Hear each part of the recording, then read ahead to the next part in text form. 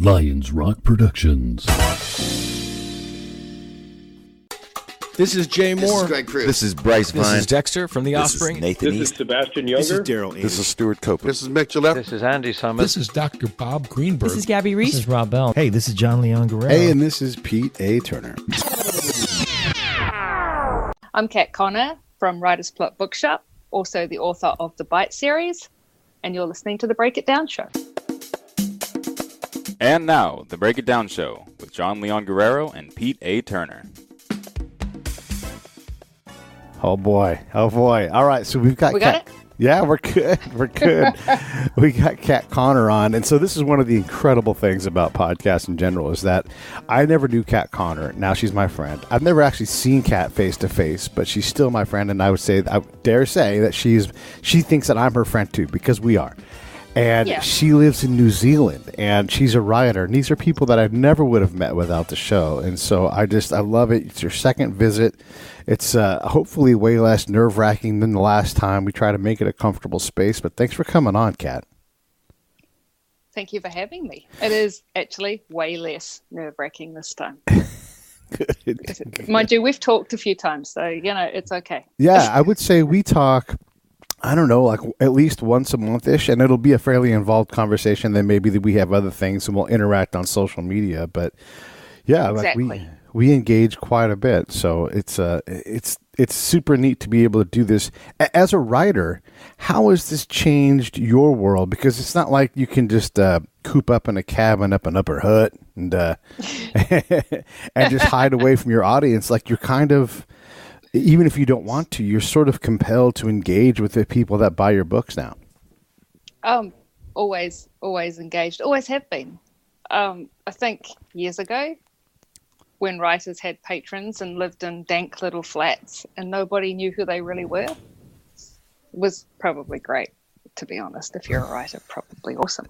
Because you could be anonymous, but now you can't be. Right. And I am aware that when I'm out in public that I can't swear as much as I normally would. Yeah. I need to be nice. If I'm having a bad day, I'm still nice because people remember and they know where to find me. Yeah, they find you at the Writer's Plot Bookshop in New Zealand in Upper Hutt. That's right. Yeah. So let's dive into that a little bit because that is interesting. You've written, this is the 10th book, Cubite. It's the one that's coming out in a couple of days. And so that book is the 10th in a series, and you write, let's say, one just a little more than every year. So you've been doing this since the mid-2000s. I have. Kilobyte was actually sold twice, so that released in 2009 for the second time. Okay. It never actually released the first time. It got sold. The company went under, blah, blah. Yeah. So 2009 to now, I've effectively written a book a year. During that time, obviously, there was a Facebook, but I don't know that anybody in New Zealand was on it back then. It was, I only got on myself. Yeah, but it was the very beginning of that. And so who thought, as an author, I'm going to have an author's page and engage all these people? And then I also want to talk a little bit about who Kat Connor is, the private person, versus Kat Connor, their persona. Because if you're, I know I have the same kind of thing where, look, I'm by no means famous or anything, but there's people that perceive me in a different way than all of my regular lifelong friends perceive me. I try to be as genuine as I can be, but I don't know a lot of these people that I interact with, and I want to interact with them, but it's a more formal version of me, if that makes sense. Yeah, it makes sense. It makes sense to me because I think we all have our public face. Okay. And we have our closed doors face. We have the yells and screams at the kids' face. And we have I'm in public, it's like having a telephone voice and a regular voice. Mm-hmm. Remember that Mum had this great telephone voice. She'd be screaming at us and the phone would ring and she would be calm and composed. So you've got the behind the doors regular day-to-day Kat. How is she different than the author Kat Connor of the 10 series of criminal novelists? How are you two different? I'm probably quieter than her, but not by much, Right. I'd say. She does a lot of public speaking, and I'm terrified of that kind of thing. So it's a bit of a struggle at times. Yeah. But once I warm up, it's all good. Okay, so what's that? Tell me about that. So you're terrified to get up there, but you've got to do it. And what does getting warmed up mean? Like, are you punching yourself in the face and rah, rah, like, you know? Depending on the time of day, it means a hip flask of tequila. Right. If it's in the morning, though, I do try not to behave like that. Right. And it depends on who you're talking to. If I'm in front of a, let's say, 60s plus crowd, Mm-hmm. I'm probably going to be a bit more laid back than if I was in front of teenagers. Okay. Teenagers want. That's a little bit counterintuitive, though. Like, it would seem like, I mean, obviously you're more parental when you're in front of teenagers. When I go talk to the kids at my high school, like I do every year, you know, I am as honest as I can be without getting anybody into too much trouble, you know? Yes. But I think and maybe because I'm not quite 50 yet, maybe I'm more formal around folks that are, you know, that would be like my parents' age, or, you know, maybe just right around there. But you look at it the other way. I do. Well, I've had a lot of teenagers. I know what they're like. Older people, they can actually cope with a lot more than you think. Okay. And I learned that early on. They're like, they've been around. They've lived. You know, if you drop an F-bomb, they don't seem to care. Right. And you're not going to get anyone in trouble. Yeah. Whereas teenagers, I've found that I have to be a little bit more careful when I'm talking about research. Okay. Because no one wants me telling them how to make a bomb. Right. Whereas if I tell someone over 60 about the research I've done in bomb making, they think it's hilarious.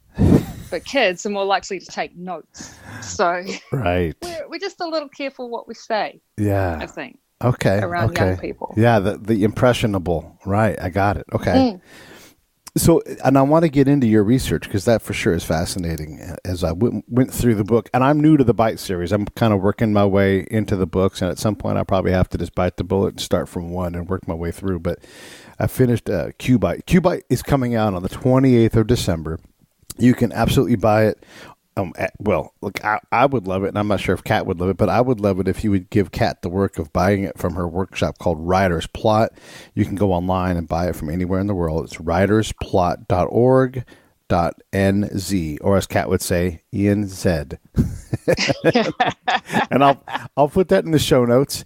But so I want to get into the research part, and I think I'm going to be able to segue this. But as you're talking, there's a lot as you write the book. It's very timely. It's a book of its time as far as Q-Bite. Is that common for all of them? Like because you write as an FBI agent in the U.S.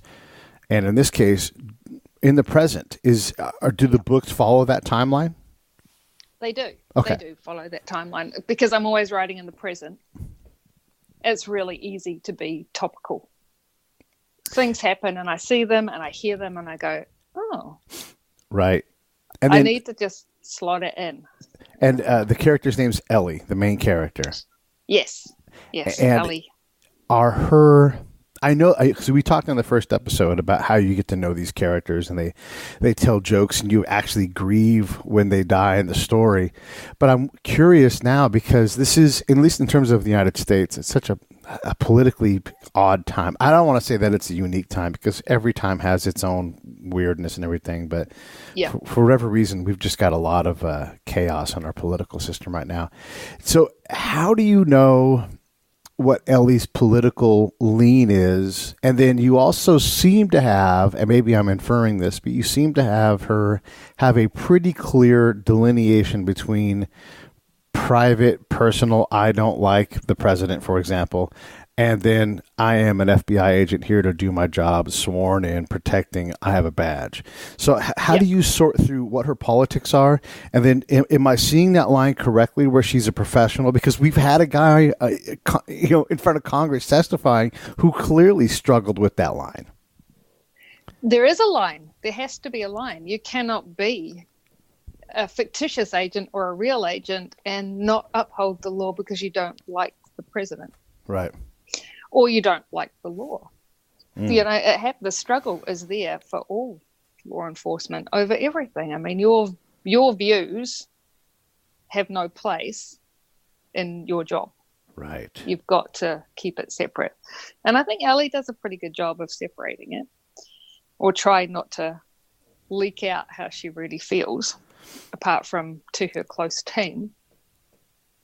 And that happens all the way through the series. She has very definite views. And I didn't know what her political leaning was until I started writing.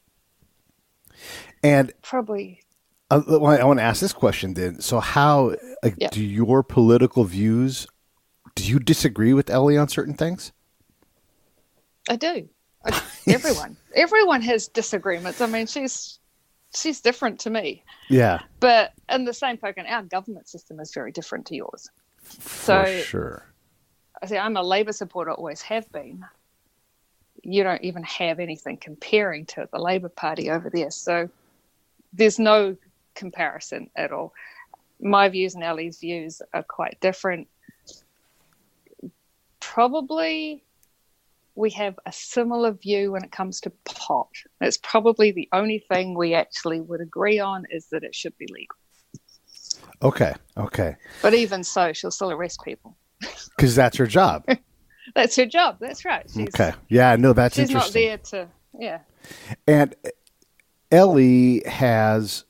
Okay, now, since I'm new to this series and I'm kind of reading from the back end, it's taken me some time to get comfortable with who she is and what she does and everything. And she is, and I don't mean this to be a critique, I'm trying to understand.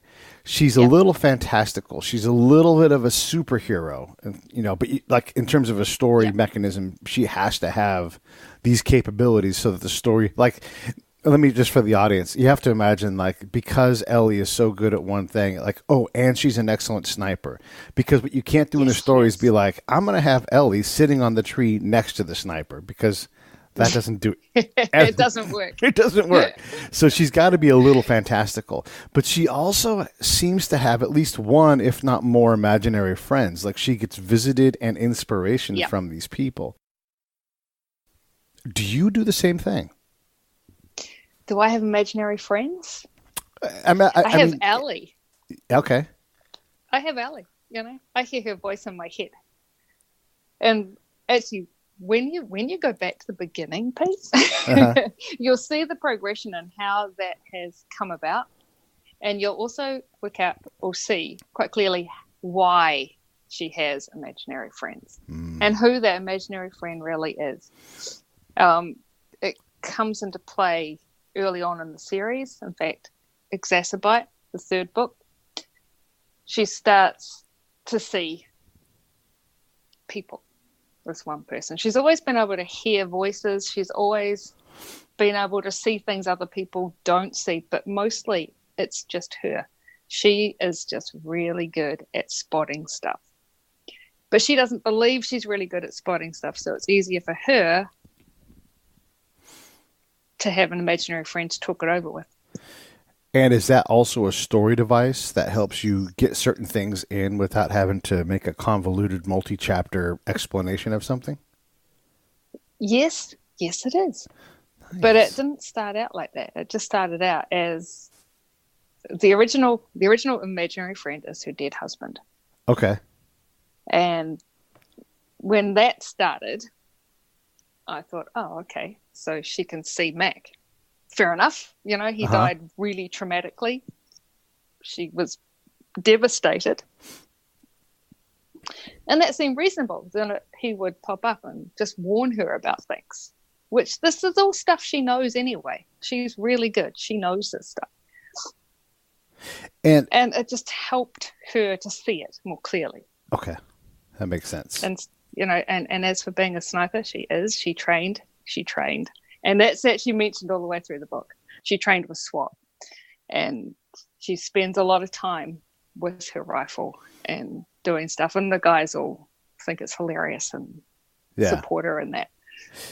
Yeah, I use that as an example just because Yeah. she is this lead character and she does a lot of different She's got to things. do everything. Right, exactly. She has to. Because she's the sort of character that isn't going to send anyone else to do a job unless she is prepared to go do it herself. Aha. Okay. I like it. Okay, so let me get into a little bit more of this imaginary friends stuff because this is interesting to me. Have you seen I think it's on Amazon, maybe it's on Netflix, the Kaminsky Method, and it's got Alan Arkin and Michael Douglas in it. Have you seen that? It keeps popping up on my feed, but I haven't watched it yet. Okay, so I'm going to ask you a question for you to consider later on, and we'll cover this later, probably in a private chat. Okay. Alan Arkin's wife has cancer. She's going to die, and she dies. This doesn't ruin anything for anybody. Yep. Because it's pretty obvious right away. So she continues to talk to Alan Arkin after her passing. They're having conversations. She's convincing him. Because they were married for, let's say, 50 years, something like that, she really is a different part of who he is, right? And so they have a daughter who's addicted to things. And so she's that softer mom side. He's like, let's kick her out, throw her on the street. And then the mom's like, we have plenty of money. What are we worried about this for? She needs another chance. We're always going to give her another chance. You're going to give her another chance. And so she talks him back from his like, let's, break out the hammer. She's like, we have so many tools at our disposal. Why are we just, doing this? But when he interacts with her, she is really there for him. So physically, he's interacting with an actual person he's seeing and talking to. So he's talking out loud, interacting. And so if you see him from the outside, you see him talking to an imaginary person that's not there. Yeah. Right? And so he looks mad. Right, exactly. So I want to know if that's the case for Ellie or if it's all internal monologue. Like if she has to, if she recognizes it and has to go to a private place so she can do this. The other thing is Alan's character in the show also begins to see his mother and his grandmother, and the grandmother speaks in Yiddish, so she's like this Russian Jewish lady, and they're all berating one another, and they all have an intimate knowledge of each of the women in his life. So is there some kind of thing like that where there's these multiple perspectives that are coming out, and we don't know if Alan's character is crazy or just devastated by the grief and the whole process. So talk a little bit about that with Ellie. It's similar, actually. Ellie always thought she was mad. Uh-huh. She actually thought she was losing her mind because she was seeing Mac as a real person. He would pop up in Messenger and video chat. Wow. He would be in a bathroom mirror. He would be in the room. She actually shoots him through the head in one of the books because she's just so angry. She's so devastated by his death and so angry at him for how he died. Mm-hmm. And he comes back and he's sitting on the couch in their living room. And so she sees him. He's real. He's right there. And she's yelling and he's trying to calm her down. And she just can't take it anymore. She pulls her weapon and she actually shoots. And he disappears. But she sees blood. She sees blood everywhere. She honestly thinks she's killed a person. She just loses it. Her house alarm goes. And Sean, who you meet in Cubite, comes in with his team. And she's just lost the plot. She's sure that there's a body behind the couch. She can see blood. He's like, there's nothing here. There's nothing. There's a hole in the wall. There's no blood. There's nothing. But wow. There's a whiskey glass. There's a whiskey glass on the table. And she's like, he was here. He was drinking. I shot him. So she's so convinced that he's real that they're all starting to think she's lost it. This is it. It's time for the mental institution. But she does pull it back. She reins it back in. And she goes, okay, so, it was nothing. Sean carries on. He investigates because he said she was so adamant that Mac was real and Mac was there. He starts digging around and he takes the glass because why not fingerprint it? So that was the last time she saw her dead husband. Huh. And the next time, in fact, the same book, someone came up and she realized the person may not be real. She saw Christopher Chance, and he melted in front of her, and she saw Mac underneath him. So then she's like, right, that's it.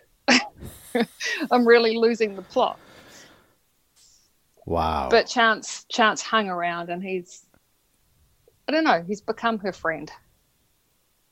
She trusts herself more when she hears feedback from him. Okay. That's crazy because she knows this stuff. She sees it. She understands it. She just doesn't trust herself enough to believe what she sees until Chance pops up and goes, well, actually, it's probably this. I can cut this out, but can you tell us what the results of the fingerprint test were? Yeah, it came back as Mac's fingerprints. Oh, I love it. Well, I know. But what it also came back, Ellie had just moved into the new house. So all these glasses had been in storage. And Sean's like, is there a chance Mac was the last person to touch that glass? But he didn't find her prints on it, which was a bit weird. Right. So that completely freaks her out. She's like, okay, so is he dead or isn't he dead? So I cremated him. He's got to be dead. So It gets that book gets really, really weird. Okay. In her head, but also in life, because Mac has a twin she didn't know about. Oh. And Mac didn't know about. It's very, very CIA, spooky. People have been playing games. That's crazy. I want to move on from that, but that's a great device, like having a glass fingerprinted to see if her dead husband had his hands on it. That's fantastic. And then I don't know if you know, but here in LA, we've realized that there was a sperm donor who donated a lot and and has dozens of offspring living in the area. And it's all like they had that movie with Vince Vaughn where he fathers a bunch of kids. And so it's the same kind of thing. So maybe Mac's dad is one of these guys that's an early sperm donor guy. Yeah, that'd be funny. Yeah. Something I want to think about. Yeah. Okay, I want to shift gears and talk about you live in a completely different part of the world, almost exactly opposite. Like you could draw a line between your house and my house, and it would be just about as far away from each other as we can be. Although time zone wise, we're not that far apart, but you're in a whole different day than me and everything. So how the heck do you know so much, the lingo, everything about being an FBI agent? I mean, obviously you've spent 10 years learning more and more and more, but at some point you're like, I know this material. How did you get access to this stuff that seems like it's more insider based? It's out there. There's information out there, but I don't know what it is about Ellie. I've always been comfortable in her world. Like writing her world, right from before there was real internet. Before the internet existed, and I started writing about Kate O'Hare, who is the director in Cubite. Right. She was the agent back then. She was, as you know, from Cubite, she had an interesting past. Yes. And when I started writing her, we're looking before the internet existed. I started writing her off the top of my head. There was just this woman and a paddock, and suddenly I knew stuff. So I went, oh, yeah, this is weird. This is great. I started researching. It was before 9/11, so, you could actually contact people at the embassy here and set things up and say, hey, can we talk about this? This is what I'm doing, and can you give me some insight? Right. And then 9/11 happened, and suddenly no one wanted to talk anymore. And then I had to look for other ways. I actually have friends who are in Virginia and who are in not just the FBI, but who have been State Department and all sorts of things. And they're full of information, full of it. Plus, I've been there. Right. I went over there and I talked to every cop I could find, and I had a marvelous time. But it's not that different to here. That's the crazy thing. We're so far apart, but we're very, very similar in law enforcement. We're slightly ahead of most American places. New Zealand's got a lot of tech that is new over there, so that's interesting. Our lingo and our jargon, pretty much the same. We even say the same things, the southern sayings, the weird shit that people say. Yeah. Kiwis say the same stuff that Virginians say. We're actually very similar people. Huh. Which is interesting. Hey, this is John Leon Guerrero, co-host of the Break It Down Show and fellow producer here at Lions Rock Productions. And I'm proud to announce our newest show coming in January. It's called Justice. Season 1 is going to be a deep dive into some of the cases I personally worked on as a licensed private investigator, and you'll get a unique view into the criminal justice system that may just challenge some of your personal notions about how it should work and open your eyes in ways you never imagined. So keep your ears open for Justice, a brand new podcast coming in January from Lions Rock Productions to iTunes, Stitcher, and wherever you get your favorite podcasts. We're actually very similar people, which is interesting. And I found it really funny because I'm over there talking to people and I can understand them, they can understand me. And I went, how interesting. Commonwealth of Virginia and New Zealand. Long way away, but similar. And the FBI stuff, I keep up to date on everything. Every year the FBI put out a PDF of the year, all the new tech, the stuff they've been doing, this, that, and the other, and it's all in there. And I get a copy every year and I read it. I'm all over their website, reading stuff when it comes out. If I hear something, I'm like, man, I've got to find out about this. Right. And I jump in there and I research it and I talk to people and I go, so how do you apply this? What's this for? Right. And it is fun. And then sometimes I just make shit up. Sometimes I'll go, hey, what I need is an app that does this, this, and this. So yeah, let's pretend we have one. And the thing is, I pretend we have one. They probably do. They're just not telling anybody. Right. Well, they're obvious hard. apps, right? You're going to hire people who can code, who can create apps. You're going to buy those apps from other companies as a government. You're just going to have those things. You need a secure way to talk in a moment's notice. That's right. Yes. And they have it. Yeah, Of course they have it. Why wouldn't they? Everyone does. Even our guys do. Sure. And when you start writing a book, the NSA must be like, oh, Kat's writing a new book. She's doing a bunch of research. It's okay. Seriously, they used to jump all over my blog. I've dismantled my blog and I only use my website now. But for years, I'd run through the people who'd hit on my blog and I'd look at the IPs. Yeah. And I'm going, State Department, good on you. Wow. That's when I don't recognize, and I'd ping the ISP and see what would come back. And I'd come back and it'd be Langley. I'm going, yeah, just me writing another book, guys. How funny is that? And that was hilarious. And that happened a lot after 9/11.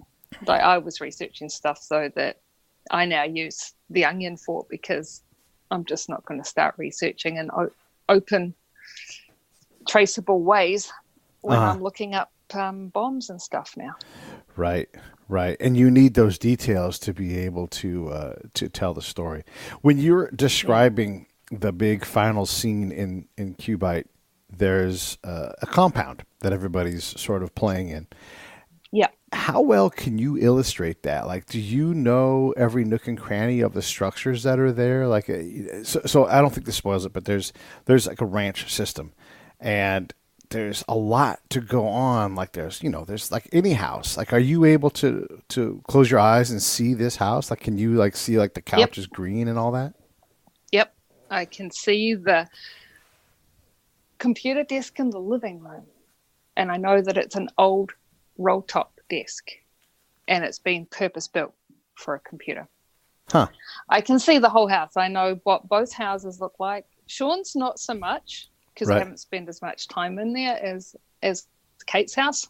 Yeah. But the tunnel system, the barns, I know exactly where the chickens live, and the fact that there is a triple car garage between Kate's house and Sean's house. Yeah. And the garage is not attached to the house. Right. And that's an important part of the story.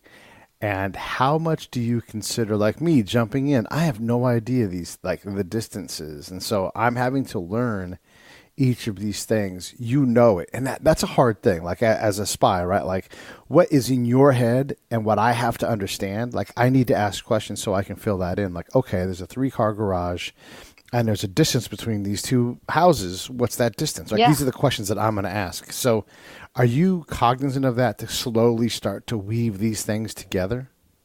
I am. Because in the beginning, I wasn't. I was like, yeah, I know where it is. I know how far away it is. I know about that oak tree. And I know that it doesn't completely lose its leaves. And I know about the stands of pines and things. And I'm like, well, hang on a minute. No one can see in my head. Yeah. There is about a mile between Kate's house and Sean's house. Yeah. Yes, they're twins. Yes, they love each other. But let's not live that close together. They've got their own lives to live. Totally. So that tunnel system, there's quite a walk. You know, if you're down there, you have no clue what's going on up top. Yeah. Because you're underground and you've got a long way to walk. So that was really fun, trying to get people to get an image in their heads of where everyone was and why once Ellie's in Sean's house, she can't actually see what's going on back at Kate's house or where her team are. Right. And why they need the drone, because they can't see. Okay, so and the drone, that was fun. Yeah, the drone was awesome. That was fantastic. That was big fun. Well, and it also created like this this bridging element because so for the audience, there's going to be a showdown, right? No kidding, it's a climax of a book. This is not a big deal. Yeah. And you've got time for help to come. And in the meantime, these are FBI agents. They're special FBI agents. And so they're trying to work through the problem set and the violence against them is escalating and they've got to try to deal with it. So they're forced to make these decisions to at least stay up with and to draw out the time. So time is a big factor in this story, but there's things happening simultaneously. As an author, how are you managing, one, the actual, like, if it's a mile between these places and it takes, let's say, 15 minutes to briskly walk a mile. You know, these people are running and they get there. You're running and you're flustered and you're like, you know, like, but you don't spend a lot of time. They're running in gear, you know, they're not just running. They're carrying stuff. So they're moving. Are you mapping out the time? Like how, you know, a fit person with gear on is going to run a mile in about 6, like, so in the military, 6 right? minutes. Yeah. About 6 minutes, right? Like if they're really fit. So as a military unit, you're going to move as fast as the slowest person really can, right? You can't go faster than that. And then the other thing is you can't move so fast that when you get to the fight, like in Afghanistan, where you're already 10,000 feet up. That you're stuffed. Yeah, exactly. Yeah. So you're dealing with a lot of elements. There's time. There's multiple things happening in different locations. There's a lot. Yeah, how do you just write it out and then sort it out and then sort it out? Or do you think it through, like kind of pre-write it and then start the sorting out process like halfway down the road or something? That whole scene, that whole time they were in the houses and they were under fire and you've got the bikie gangs and the missiles. The whole thing it all just came out. Okay. Because I could see it and I'm like, oh shit. So I just started writing and the crazy thing in my head the whole time was, where's the dog? Right. In my head, every second, where's the dog? He was the thing that I was worried I was going to forget about. So I'm like, you've got a dog. Where's the dog? Where's the dog? Where are the kids? Where's the dog? Yeah, you spend a lot of time talking about the kids and like how they're a significant and an appropriate distraction because there is like this, you know. You can't ignore them. You can't ignore them. And this also might be the last time you lay your hands on them. And so you're like, look, Ellie is seasoned enough to know these things. Like, I've got this under control, but things can go sideways and I don't know. So let me make sure I spend this moment with them, you know, and just them. Right. Block everything else out. It's crazy. And Argo is definitely a main character in this whole scene. I was terrified for that dog. Honestly, I'm like, don't lose the dog. Do not lose the dog. The whole way through thinking, no, she can't lose this dog. This dog is special. He's got to stay. And I know that like someone else had read it when you were reading it, and she's going the whole time, I just wanted this dog to survive. Please don't kill the dog. Yeah. And I went, I didn't know, especially when there's a scene, she's up in the tree, she cannot move. Mm-hmm. Right. And someone's coming at them. And the dog's the only thing stopping this bad guy. And I knew that he wasn't vicious. How's he going to cope? Right. But he did it. He did it for her. And I'm like, okay, you got this. We're good. He's going to be fine. He can turn it on when he needs to. Then we can just let him do his thing. Yeah. But when he comes to Lee, when Lee's hurt and the dog comes flying in and resumes his, this is what I'm here for. I'm here to comfort. That's his real job. And I was like, okay, we're not going to lose you yet. you can stay. You help look after the kids. You know, you're good with knowing what's needed. So that was really fun. But that moment up in the tree thinking, don't kill the dog. Don't kill the dog. Don't kill the dog. How fast does that scene move in your head as you're watching it? Like you're writing it out live the first time you're experiencing it. Yeah. So how fast, like what's the physical, like cat sitting in her chair? How long does that whole thing take to write out? And is it one setting, or do you go, I need a timeout. I'm out of breath. I need a cigarette and some tequila. Like how does that go when you're creating that incredible scene? It's pretty fast. It is. It's one sitting, and you can't breathe. You can't. It's horrible. You're just typing, and I can see it unfold in my head. It's like a video, and I'm just watching it, and I'm going, she's not going to do it. She's not going to be able to do it. But I can't stop writing to see I've got to see what happens next. I've got to see if she makes it. Because to be honest, I didn't know who was going to make it through this. Right. Once I realized they had shoulder-mounted missiles, I thought most of the team was screwed. I couldn't imagine how we were going to get out of that one. Yeah. And it's just like, I just got to keep writing. You're just going to keep writing and see what happens, because I don't know what's going to happen. I'm just writing it. So are there, I mean, this is an established series. You're 10 books in, and the books are great. Everybody should buy it. It's called The Bite series, and there's 10 of them. They're FBI based if you like crime. And they're real easy reads. Kat writes almost like a screenplay. There's not a lot of, it's very dialogue driven.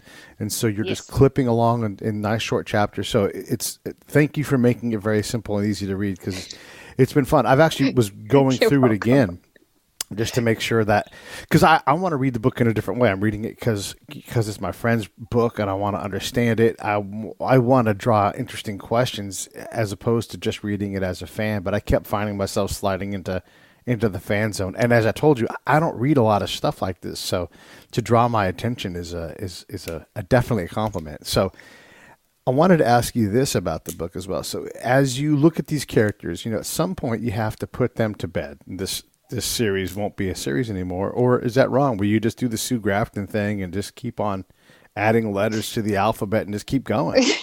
No, I think they have a shelf life. Ellie has a shelf life. She does. That's just the way it is. But what happens next, I don't know. I know that she's in at least one more book.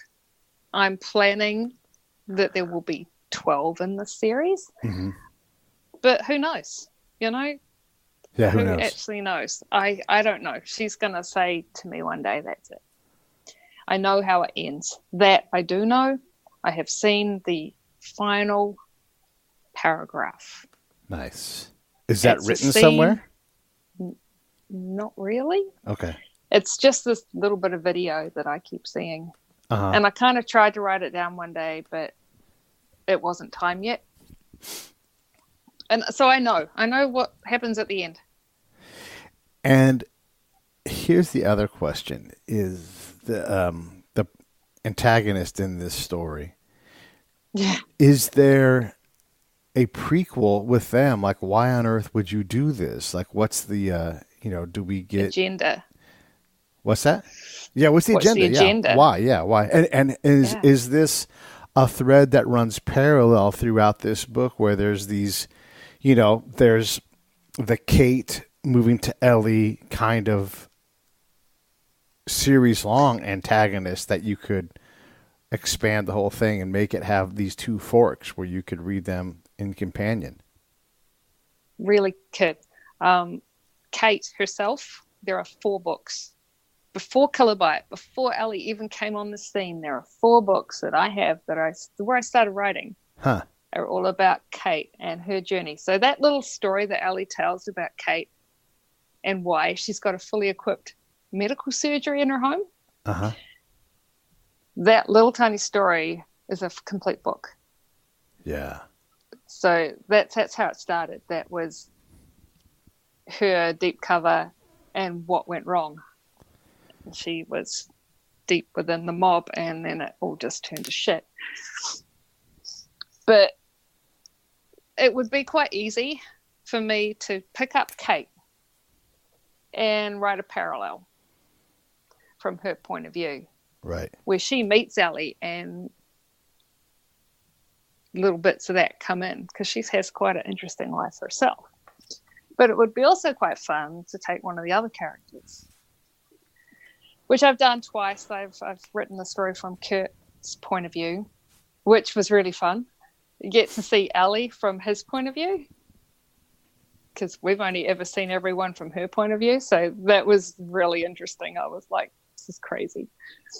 And then I did it from Sam's point of view as well. Interesting. Just after Metabyte, I wrote a story from Sam's point of view, which I enjoyed. It was hard because he's not like me at all. I've got another couple I'm toying around with, a story from Lee's point of view. Uh-huh. And I'd like to play a little bit with Sean O'Hare. Okay. Sean's had a really interesting life, and I would really like to delve into that a bit more. No one really knows much about him apart from that he runs a security company now. Uh-huh.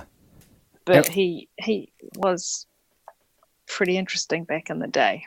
And what about Misha? Is there a whole thing there? Because part of his story is in this book. And so it is. He's amazing. He comes into the whole series in terabytes, so that's where Ellie meets him. Uh-huh. Can't stand him. She cannot stand him. She's like, who is this guy? And they become friends. He earns his stripes in her eyes, and she realizes that actually he might be quite handy. And they become really close friends throughout the series. So taking him, writing a Russian, why not? Done everything else. and writing stuff about his life would be really quite fascinating. Because as a person, I think he's pretty cool. He's a dark character. All I really know about him myself is that his wife died. But probably a couple of years before he met Ellie the first time. I don't know much about him beyond that, and he's quite close with a team that Ellie likes to refer to as the UN, which is Seamus Kennedy and a couple of his mates, and they all work with Misha. And then what about like writing, the Spectre side of the series, though? What about the evil organization? I mean, somehow a bunch of bikers got some SA-7s and crazy shit. There's a story there, too. Right? It's like, where does this shit come from?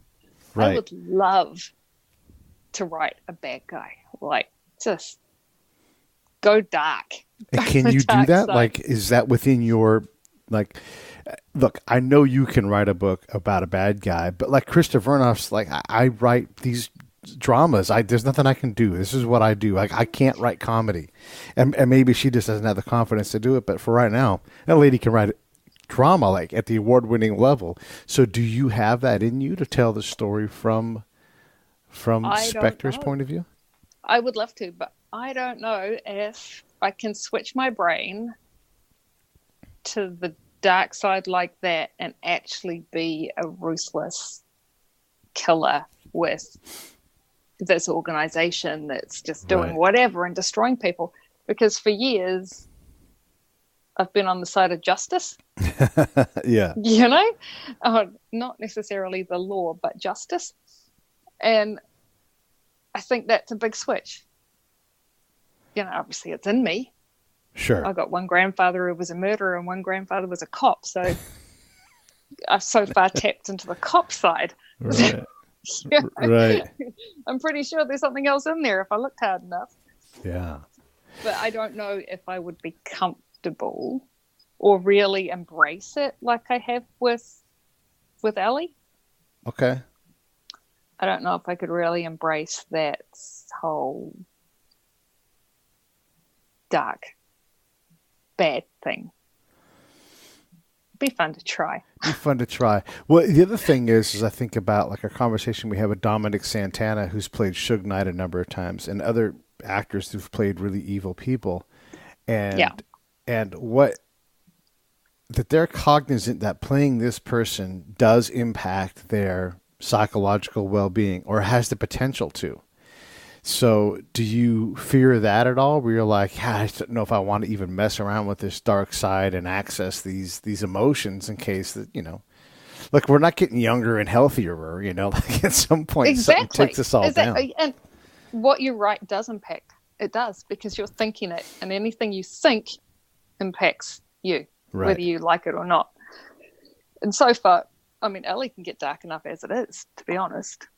I think looking at her, where she ended in Cubite, it wouldn't take much of a push for her to turn around and go, I've had enough, and start shooting. I fully expect it to happen one day, to be honest. Right. Because she walks that line. Yeah, she just does. And now she's got a lot to protect and a lot to lose. So who knows? Who does now? It's a scary thought, but we all have that in us. We all, each and every one of us, has the ability to kill and to plan and to plan it. Okay, we're running low on time, and I know it's early Monday morning for you, so I don't want to distract you all day, but I wanted to ask you, you know, as a writer, I'm positive that you've got a collection of things like sayings and images that come up through your normal day-to-day interaction in life.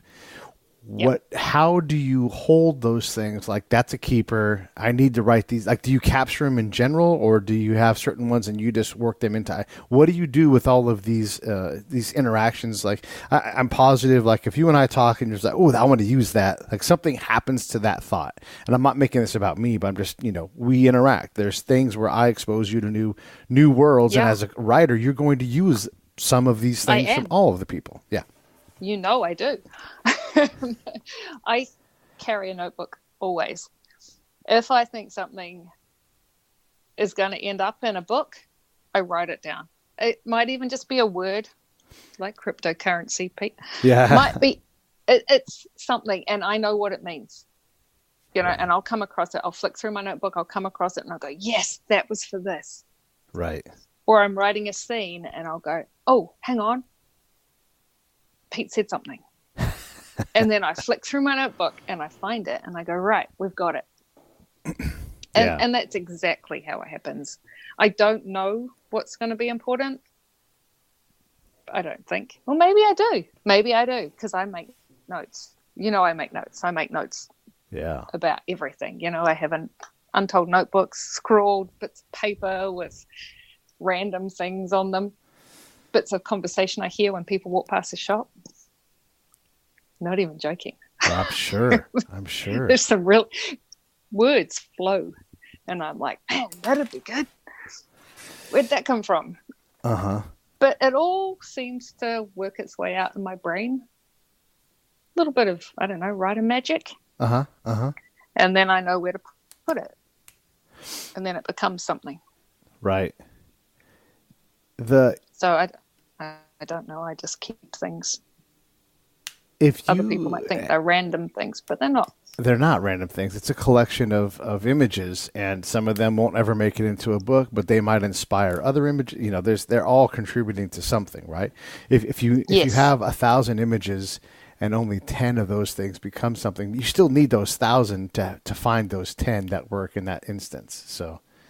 Yeah, you do. Yeah, a constant effort to collect these things. That's a fantastic thought in general. Just to collect them in some way, write them down, even if you never crack the notebook again. You have the comfort of knowing it's there. And then I think. Go ahead. Yeah, once you've written it down, you probably don't need to go back to the notebook. Right. Because you've made that other step. You haven't just thought about it. You haven't just heard it. You've written it down. You're not going to forget it. Mm-hmm. So when the time comes that you need that, you've already got it. It's already there. Right. And then do certain things come back? Like, do certain concepts demand your attention and say, hey, you're going to use me. I'm a good thought. Does your brain work in that way where it will obsess on something until you do something with it? Yes. Haha. Tell me more. Yes, it does. The Novichok stuff. Okay. The minute that broke, the absolute second that hit the news, I was like, I have to use this. I have to. This is too good. Right. I can't let it go. And it was actually my partner, Jeff, who came up with more to that story. And he's like, I just saw this. And I went, yes, perfect. So I started writing it in because I knew it was not just topical, but Ali's brain would go there. Right. That's where she would go. Not just viral. She would go, but what if this is poison? Right. What if this is another factor at work? And I knew exactly where it needed to go in the book. I just put it straight in there when it turned up, and I went, okay, we can do this. But it happens all the time. It happens with every single story. Something will trigger another thought, and I'm going, okay, I have to use this. Now I just need to work out where. But it doesn't usually take much thought, to be fair. It usually goes, okay, here, this is where I live. Put me here. And it's fun. It is fun. And reading, look, honestly, reading Cubite was great. I'm hoping to take some time in the new year when we go up to the mountains, and I'm going to try to read Killer Bite and just see if I can just get through the whole series over the next year. It'll take me that long, if not a little longer. That'd be cool. Yeah. I think you'd enjoy it. I think you'll enjoy how much she's changed. How much Ali changes from Killer Bite. And then you find out about the internet cafe, which Yes. isn't even a thing these days. I'm sure there aren't any anymore, except for that one. That one. It's really, but it's vital. It's important. It twists things just enough in her brain. Yeah. That it could get really bad. And that's kind of fun. I mean, it's a nasty thing to do to characters, is you take them back to where it began. Yeah. And then you just kind of stick that knife back in there and start twisting. Right. To see how they're going to react. Yeah, it changes the whole story for me to know that there's a lot more going on, and there's these other pain points that you're poking because you're a mean lady up in Upper Hutt. They're beating up on your character. But it's interesting for me to see how she reacts. Yeah. And I'm sure for people who've read the whole series, they're going to get to that and they're going to go, oh man, she can't go back there. This is going to end badly. But she pulls it together. She's good at pulling it back together. One day she's not going to pull it back together. There's been a couple of stories where she's not got it together quite as much. There's a couple of short stories where it goes into Ali actually has PTSD, and she denies it and denies it and denies it and denies it and refuses to do anything. And then there's this one short story where she's behind a chair in her lounge with a gun in the dark, and she's going to shoot whatever comes through the door. Right. And that's when she realizes that maybe there's something wrong. And Sam manages to get to her. But it's kind of fun because that would be her life. You know, she deals with so much crap. She's under so much pressure that, of course, there's going to be some issues. And then you see her deal with it and realize and have to come to terms with the fact that her brain's not working the way she needs it to. And she has to deal with that as well. Well, I definitely know what that is like. You know, when I walk outside and I think there's impending doom, and then I have to go, I live in Orange County. Things are pretty sweet. I got to calm down, and I've got to adjust my reality back to reality. And that's what Ellie has to do.